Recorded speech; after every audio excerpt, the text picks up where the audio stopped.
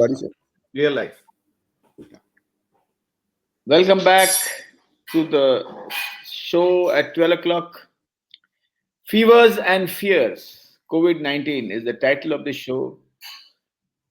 A lot of people have fevers now, viral and otherwise, but people are yet scared. We have been hostages of the virus for a very long time. But even when the virus is receding, we believe that the virus is around, and the fear, the, the trauma, and the anxiety is very high. A little warmth in the body, and then you feel something devastating is happening inside us. A little sneezing, a slight cough, a small irritation in the throat is enough to send the family into a tizzy. With this, we start this program, Fevers and Fears. Fevers would mean any change in body temperature, fears meaning fears of the virus, and fears as related to fevers. I'll ask the first question to Dr. Shashank Joshi. Dr. Shashank, the virus is receding in many ways in different parts of the country and in different parts of the world, but the families still feel that the virus is around and they feel are tremendously scared with any change in body temperature. How should they behave? So, see, mental health feelings is your domain, but two things are very clear cut. Number one is, as you rightly said, that the COVID virus is very much in circulation. And when the COVID virus is very much in circulation, we know that there are 8 or 10 states in India where the virus is still active. Leading the pecking order is Kerala, followed by Maharashtra. Then, of course, most of the other states, see, Kerala is around 13,000 cases per day. Maharashtra is around 7,000 cases per day. Rest of India, the 8 other states of concern have around 1,000 to 2,000 cases, like Tamil Nadu, Karnataka, Andhra Pradesh, Telangana. And then Northeast states are having a very high test positivity rate. So, except that, if you see rest of India, the wave has almost, second wave has gone, is can be officially said. And we are seeing that these thick tail of COVID in India, thick tail of COVID in Maharashtra, the thick tail in COVID in Mumbai is getting thinner, thinner, and thinner. But it has been compounded in some parts of India, like Maharashtra, with monsoons, and we are coastal areas. So in monsoons, we get monsoon-related ailments, and in the monsoon-related ailments, you naturally get fever, cough, cold, and obviously, when there is any fever, cough, cold, the like a lightning striking in the times of monsoon, in our mind a lightning strikes and people think कि अरे मेरे को बुखार हो गया खांसी हो गया मेरे को कोरोना तो नहीं है that aftermath of first and second wave is still there. So first thing is that in COVID times check your COVID and rule out COVID. Second is contact your nearby doctor. Third is once you contact your nearby doctor, he will evaluate the type of fever. If the fever is coming and going, it could be malaria, it could be dengue, it could be a simple common cold, it could be a swine flu or H1N1, it could be anything. So it needs to be evaluated. COVID is just one of those causes. And this is how we'll have to learn to live with COVID. See, remember the medical profession and the frontline workers learned to live with COVID from first wave and second wave by wearing the right gears, the personal protective equipment, so on and so forth. Now, everybody in their day-to-day life have to learn to live with COVID. And that is the path to follow. So remember that you will have fevers in the season of fevers, but you need to sort it out appropriately. And we need to follow simple precautions. For example, if you are in Kerala or Mumbai and there is torrential rain expected, okay, carry a simple umbrella. Because if you don't carry a simple umbrella and get wet, and a lot of us love to get wet, in COVID times, getting wet will actually make you more vulnerable to get a fever like ailment or a flu like ailment, which may just be a simple common cold. But because it is COVID time, it will generate an unnecessary anxiety. So I think getting wet in the rain may wait for a little longer time. But be smart, be careful, be absolutely cautious because the red signal is not out still. I don't think we should behave recklessly, carelessly, and inappropriately. I think the time is to behave sensibly but not take it to the next level of paranoia where you are having an overwhelming fear.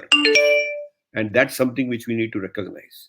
So we need to understand that we have to learn to live with the COVID in fever times. Monsoon times are fever times, and distinguish fever of COVID from fever of other fevers, which are common cold, flu, influenza, H1N1, dengue, malaria, so on and so forth. And sometimes you might even get little bit of both. So I think we need to be very careful, very correct in our analytical approach, be connected with your doctor, and then go one step at one time. So, Dr. Shetty, when this unnecessarily fever, have made a very pertinent point. People feel feverish, but they don't have fever. Measure the fever by oral temperature. So, the fever is normal, but patient feels all the time. He gets an action replay, like a tape record coming up, a video display coming up. The trauma of Flashback. COVID is rekindling. How does one handle that? Because you see, people have memories of last year that they got wet in the rains, they got a little feverish like feeling, and then they were tested positive for COVID. And that whole replay back again. So, Dr. Shetty, how does one handle this type of a trauma related to fever? Absolutely. What I would like to say is even when you have no fever, continue your relaxation exercises. Peacetime relaxation helps you to fight the war when there is a war. So, maintaining your anxiety or bringing down your anxiety when you have no fever and continuing doing relaxation exercises is very important. Having said this, also rejoice in small doses with all safety precautions. Don't remain in a prisoner of war mode, in a hostage mode all your life. So when you actually start relaxing during peace times, even when there's no fever, when you have fever, you'll have rational thinking to discern and decide whether it is fever or whether it is COVID. If you do not do that and when your anxiety levels are high all the time, you'll have catastrophic thinking, which means if you see an ant coming inside the house, you'll feel it's an elephant. If you see a broom far away, you feel it's an AK 56. And so that is the first thing. So relax, rejoice in small doses so that your rational thinking is taken care of. And that's number one. Number two, which is very important, is keep small joys on, keep little talk on. Little talk is very important as little joys. And what do I mean by little talk? Little talk would mean that do not actually talk about COVID all the time. Have small talks about what you're doing across the day, what you anticipate that you would be doing in the future, what others doing, and little talk about little things. The Istriwala came today and I spoke to him. He did not take the vaccine. I asked him to take the vaccine. Well, I got some vegetables, but some of them were not good. Well, I liked the oranges which I had today. And the TV program which I watched, this one was very good. So keep the little talk on. And as you do all this, you'll find that as and when you have a fever, there will not be a flashback of the past. There will not be an intrusive memory of the past. And your sympathetic nervous system will not be on an overdrive. So rational thinking requires the mind to be calm. Rational thinking requires the body to become. And if you feel you're extremely anxious all the time, you need to go through an anxiety management techniques. Do a little more relaxation, do a little more chatting. Observe your sleep and see that you sleep well. See that you carry out your leisure activities with fervent fervor.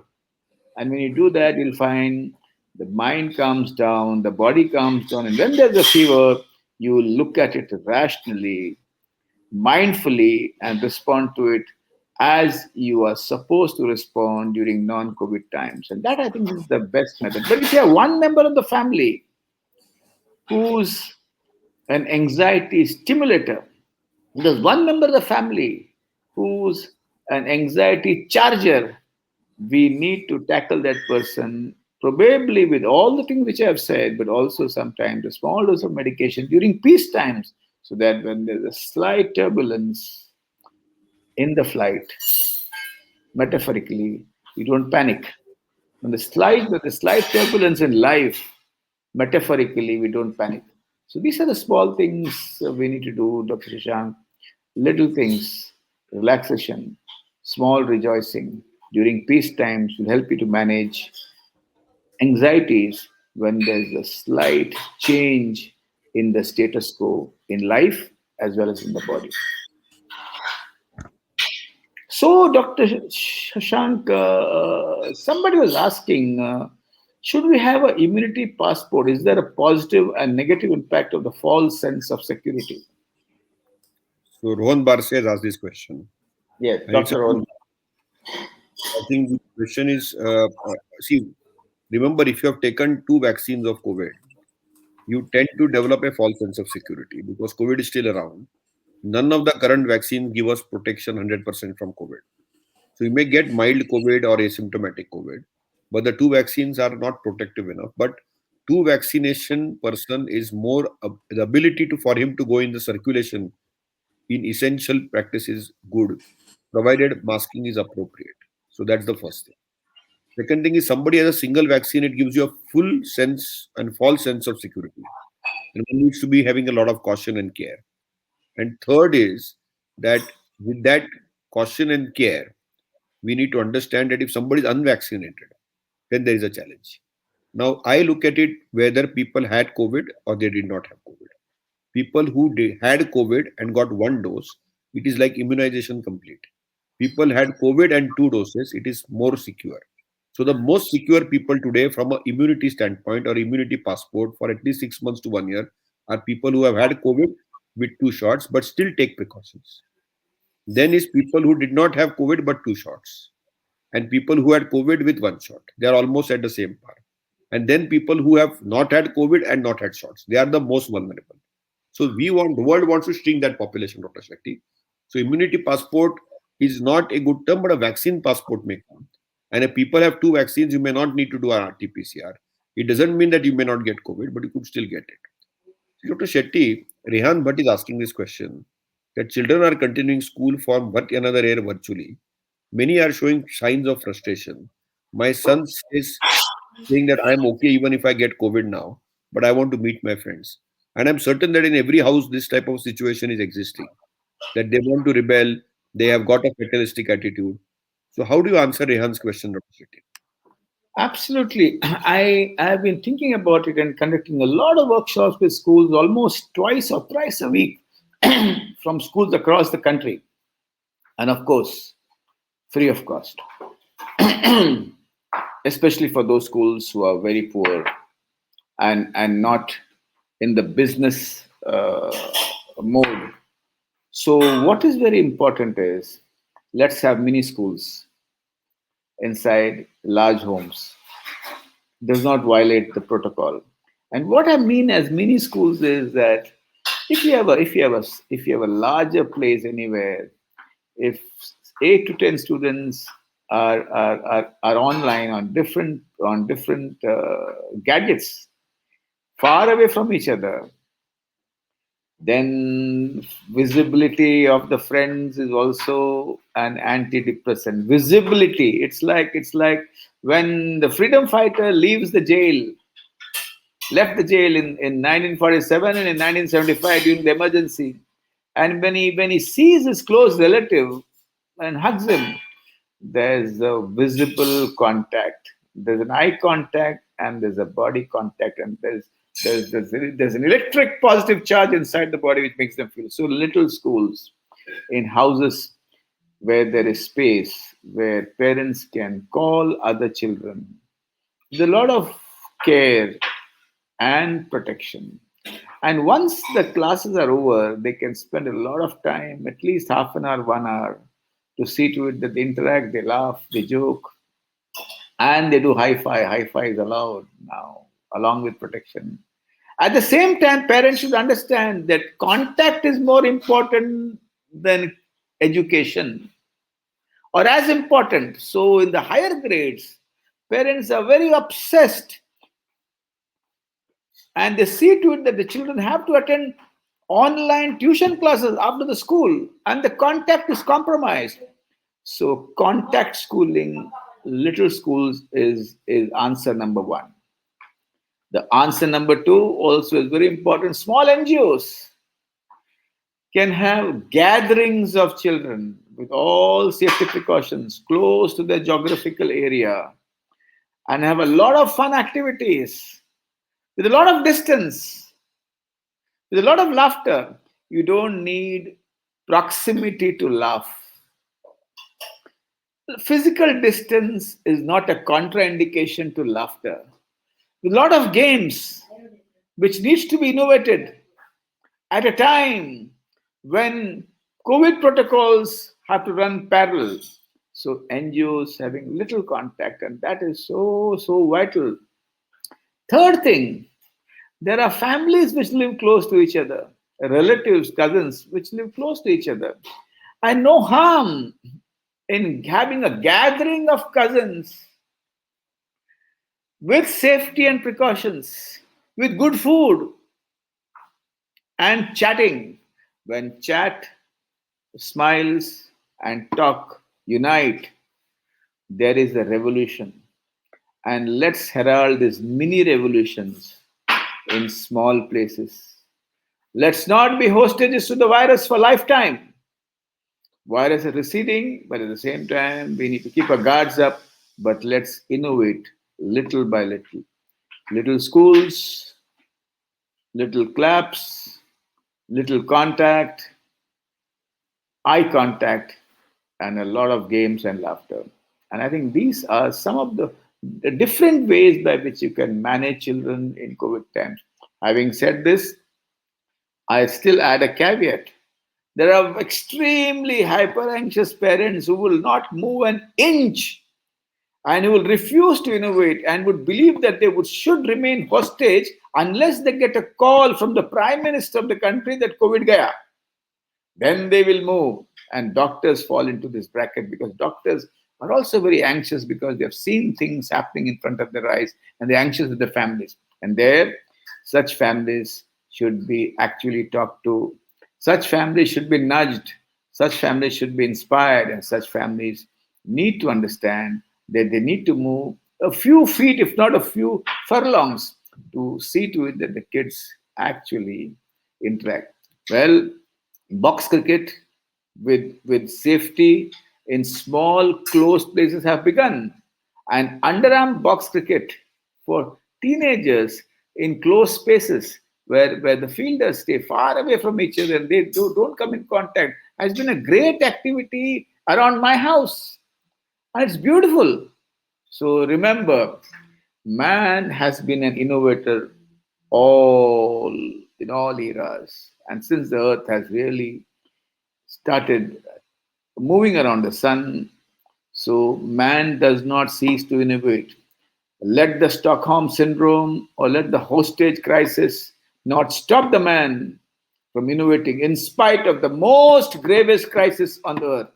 So I think each one of us should come up with small creative answers, keeping the COVID protocol in mind, not letting down the guard. Vaccine is immunity, but there's no complete immunity for anybody on the earth for any illness, most probably. And it's so important to understand that let our innovative brains start ticking and let us believe that we cannot be hostage to the virus all our lives.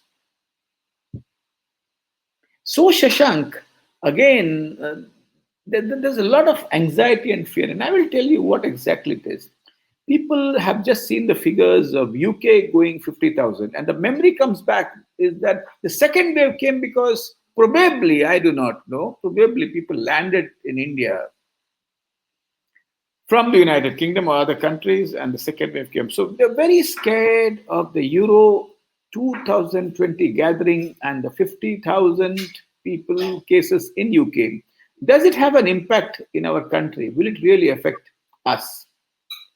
See, Dr. Shetty, it's a very valid thing.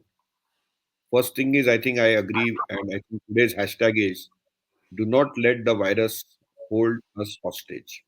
Guru Anna. That's the hostage.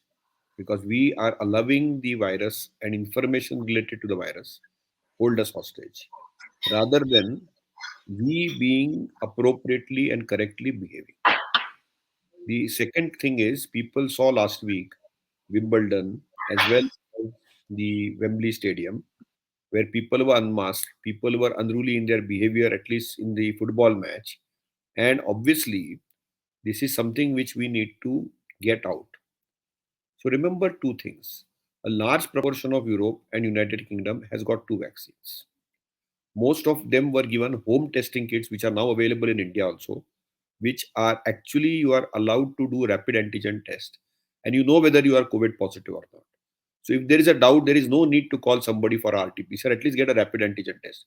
If the test is positive, you can immediately isolate yourself.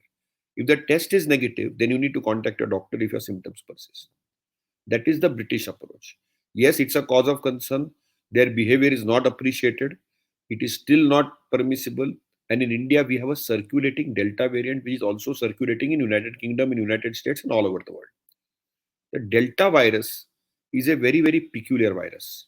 The Delta strain is more transmissible, may duck the vaccine, and may be little more virulent. Those are the options. But the bigger concern, Guru Anna, now is really not the two global hotspots beyond UK and Europe are Indonesia and South Africa. Both are poor countries like India. In South Africa, riots have broken out and there is violence because of the inequity and overwhelming of COVID. And in Indonesia, there has been an exponential growth, like a tsunami like wave, which has actually tipped it and gone above Brazil. So, our real geographies are of concern.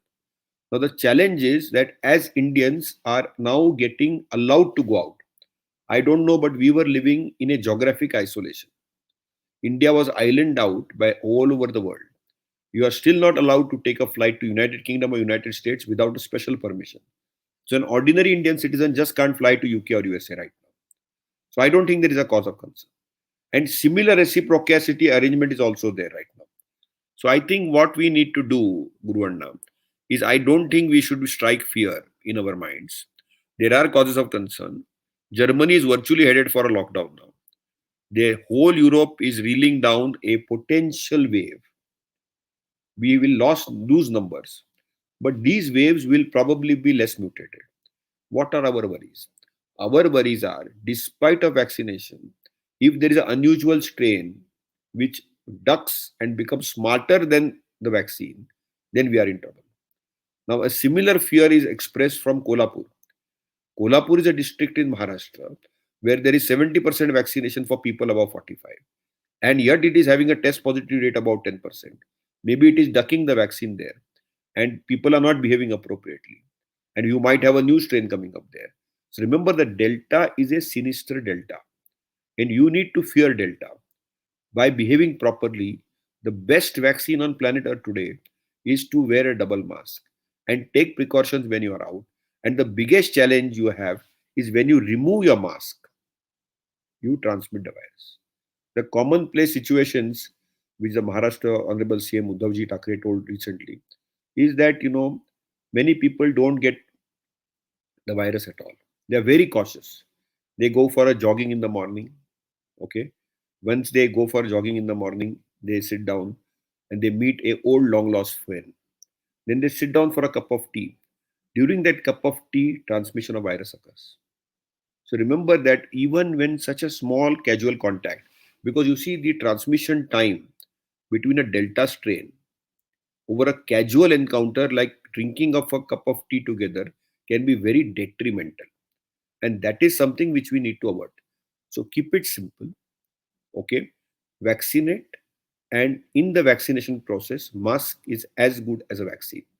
So we need mask and vaccine. You do mask and vaccine, you're good. The second thing which we now know, the fomite transmission is much less. It is the airborne droplet transmission which is much more. So if you are in a crowded environment, poorly ventilated space, you are more likely to get into this. So Anna, there is a lot of explosion of a mental health pandemic. In fact, I read even you saying and telling that there is a need for a mental health task force now because human behavior has fatigued out, human behavior has cracked, human behavior is just not able to handle situations now. because people cannot, they have a threshold of waiting, they are just not able to do it. Okay. So there is a question, Guru Anna. Miguel Annette Fernandez has asked, losing someone from the family who had taken all the precautions, it is very difficult to live with it. You can never get over the guilt that it may have been me. So the point is that this type of a guilt is there in a lot of people's minds, and they are surviving these type of guilts. Okay. And Anish Bathania is asking, let me know if there is a mental hospital I can go to. I am in burden to a family, failed my CA, IPACC thrice. I don't want to harm myself, but I want to go away. So these are two different situations people have asked, Guru. But these show and sum up the mental health tsunami and crisis COVID has led to. If you ask me, there is a mental health emergency today. So, Guru Anna, will you highlight us about the mental health emergency in COVID times? Is it just simple fear, or is it much more beyond that? Absolutely. I think what you said before is extremely important. I would try to re-emphasize: when you remove your masks, be careful and see that you remove your mask in a place which is safe and where you can destroy your mask, and having coffee close to each other after you remove your mask. I think these are the two important points. I think we all need to be very careful. Miguel, I would like to say that a lot of people who have taken precautions have left us. Not because they did not take sufficient precautions, but because the virus was smarter, and while taking precautions, probably we dropped our guard for a few seconds at places which were very vulnerable for infection. So sometimes we do not have memory for those small moments where we lost our guard, and that's because we are human. It's not a crime. It's not an error. And let me tell you, Miguel, it is not the person who has lost his life. It is the virus which is extremely small, which has probably taken our family members away from us. But the guilt is, you have guilt as well as fear. Yes, it could have been me, you, or anybody else. And that is the truism of the COVID epidemic. That's the truth of the COVID epidemic. And again, here, what is very important is that when you slowly start allowing the feelings to be managed by yourself, with friends, with family, or with mental health professionals, what happens is the memory gets quarantined. You let go the person, but you do not let go the love towards that person. And that's what my friend Milan Balakrishnan posted in Instagram, psychiatrist by himself. So, what is very important here is that do not block your grief, do not allow the grief to be stolen by somebody, which means let others not echo your grief without you sharing it. It's like saying that that you meet somebody, and somebody echoes everything what you say, what you feel, and the person does not allow you to share your feelings. That's because the other person is very uncomfortable with your feelings. So let not somebody steal your grief. Very subtle concept in mental health. And Shashank asked me a very important question: how big is the mental health pandemic? Let me tell you, Shashank, I've been holding support group meetings for different organizations and also for my own patients. There are secondary explosions happening in the house. There are power equations which are changing. And I'll give you an example. A young man, a young lady lost his mother. A young lady lost her mother, and she was the anchor of this lady in a family where she was the smallest and the weakest member after marriage. And once this anchor passed away, she feels completely humiliated, extremely low, and has a very low self-esteem. So there are secondary explosions, a shift in power equations, in families where there have been deaths. But let me give you the big picture. In disasters, the WHO said long ago in their booklet that a large number of them would not need medications and a very small number would need medications. But in this disaster, because of the invisibility of the virus, because of the long onslaught of the virus, 16 months continuously, and because of the distance between those affected by the virus and you has been too big, and the person has passed away. The number of people needing medications in this disaster is much higher than all other disasters. And the number of people needing grief counseling and counseling for different reasons is huge. And we do not have so many counselors in the country. No country has enough counselors to treat those who have lost their families. And in such a situation, this is a bigger emergency than the pandemic. And so, Shashank, we need to actually encourage all states, all governments, all NGOs to come together. Team wins. We is more important than I. As my friend, Principal Mildred Lobo shared yesterday to me, yes, we need to build the we and build a loose framework in every state to carry out as many mental health interventions as important. This has to be a mental health movement. It's not trying to treat a few cases in a hospital. So there are post-traumatic stress disorders which are very common. There's depression, which is very common. There's intense anxiety, which is very common. There are social complications because of the pandemic, which is very common. There are a lot of people wanting to end their lives also. That's very common. I'm not trying to scare you and my country. I'm giving you a realistic appraisal because I am in the middle of managing the mental health pandemic.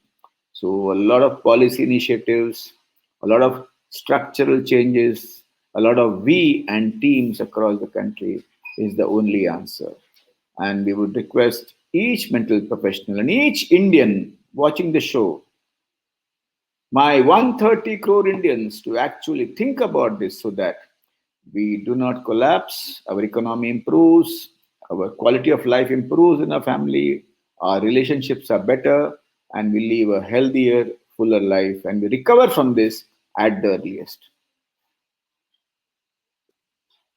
Very, very true, Guruvanda. It's a very, very insightful thing that we are in a mental health pandemic. And just like mental health pandemic, one of the biggest anxiety elevators are our political leadership. And I think our Honorable Prime Minister has taken a very huge initiative. And he has the Modi mantra of the four T's. That's another hashtag today. The Modi mantra of four T's is test, track, treat, and tika. Modi mantra, Modi ji's Honorable Prime Minister Modi mantra for COVID is test, test, and test. So if you have a doubt, test. Once you test, you isolate, and then what you do is track. Track all your contacts. Once you track your contacts, if you are tested positive, treat. And don't forget the Tika. So it is Modi, mask, test, track, treat, and Tika. So that is how we are looking at this whole scenario today. Don't live in fear. If it is a fever, it may not necessarily be COVID, but don't forget the 40 mantra, which our Honorable Prime Minister has given us, of test, track, treat, and Tika. Ensure that you get both your shots. But if you have any underlying disease, before you get a vaccine shot, you ensure that you get your doctor to get you a green signal on it. A lot of people are stuck because the gap between two doses of Covishield may be long. A lot of people are stuck because they don't know whether Covaxin will allow them to go abroad. A lot of them don't have access to a Sputnik. More and more vaccines will come, but till the vaccines come, the best vaccine is to wear a double mask, a appropriately fitting double mask whenever you are out and whenever you're unmasking eating. Be cautious and careful and not careless and reckless. So, those are my summing remarks that we are at a make and break time. The next 4 months are going to descend and decide the trajectory of the next wave. Instead of fearing of the wave, we learn to embrace normal life in COVID times and in a positive mindset. So, this positive mindset is very crucial. The smile, the small little joys Guru Anna has told us. And therefore, when I summarize this, we have festive seasons coming up. We have Ashadi Ekadashi coming up on Tuesday. Chaturmas will start now on Tuesday. Guru Anna, what are your final take home positive messages to lift up the spirits as we are thinning the tail of the second wave and are actually looking at the unpredictable nature of the third wave, which is so much linked to human behavior? What are your Guru Anna mantras, Dr. Shetty's mantras, to lift up the soul and the mind and unravel these small little fissures, cracks, and fractures of our mind? Guru Anna.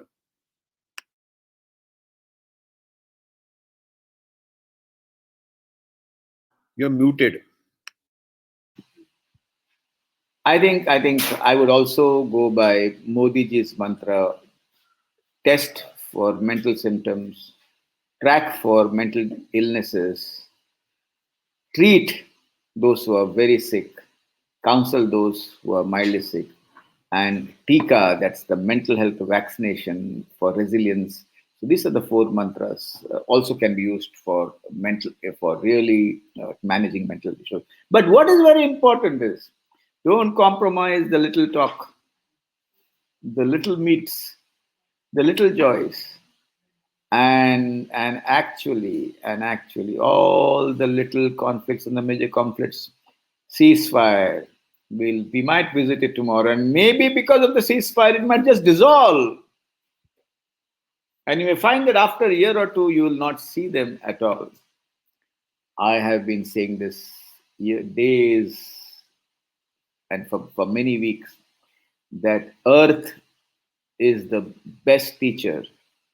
Keep our antennas alive for all the little things which are happening around.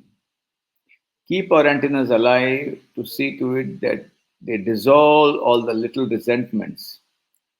And understand all the big issues in life are not bigger than the issue of survival. So, on this beautiful Sunday, greet somebody positively, talk to somebody positively, heal somebody who's unwell and who has lost somebody. At the same time, tell yourself in your mind, because the self talk is more powerful than the chat of the virus, than the science of the virus. Tell yourself that we are going to survive this, and share all the stories of resilience which you probably are not aware, the small things which you're doing, to all our progeny, to all our children, and to the generation beyond. And at the same time, while we sleep, we're going to tell something very positive to ourselves, because during sleep, our unconscious opens, and whatever you say goes deep down and becomes part of our collective unconscious.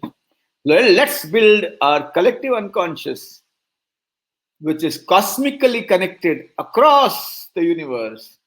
And let's think about little talks, little joys, little hugs, and food together with all the precautions. Let's look at little schools, little meets, little activities of the NGOs, and see to it that let's not carry a gun to beat the virus that the doctors will do, but let's carry softwares which are which are powerhouses of resilience for each one of us across the earth. Thank you, Shashank, for that beautiful question, and we'll come back again next week, Sunday to Sunday, come what may, to help and learn from each one what are the best things to do in the pandemic. Thank you, Anirudh. It's all yours. Thank you so much, Dr. Shetty. Thank you so much. Have a great Sunday.